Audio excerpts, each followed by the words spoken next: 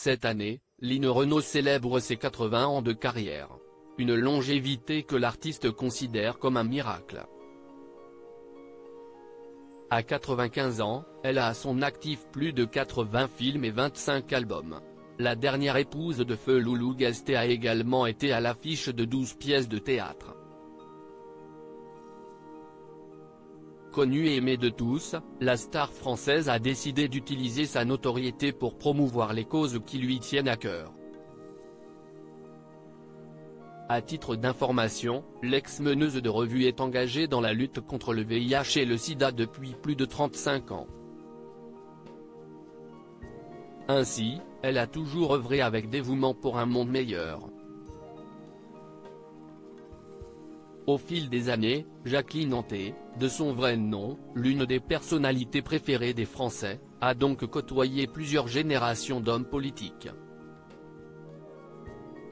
Un ancien président de la République, décédé en 2020, n'avait cependant pas réussi à tisser des liens avec elle.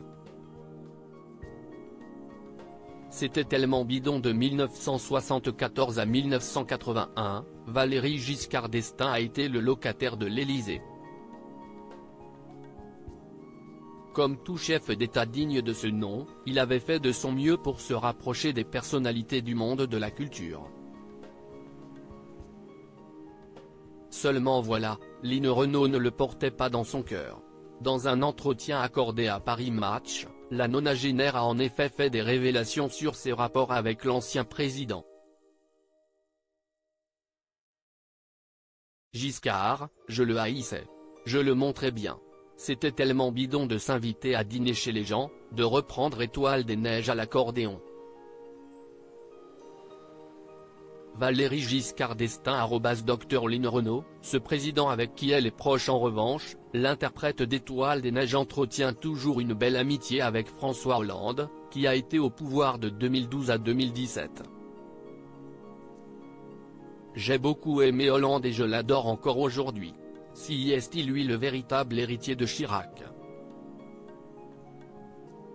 En plus drôle encore, concernant l'actuel président français, Emmanuel Macron, Line Renaud a fait savoir qu'elle est surtout proche de Brigitte.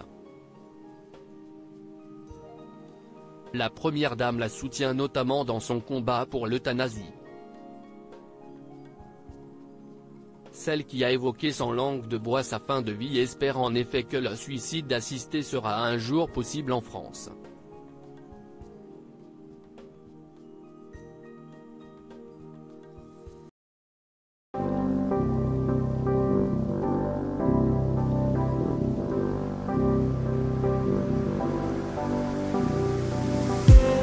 I just need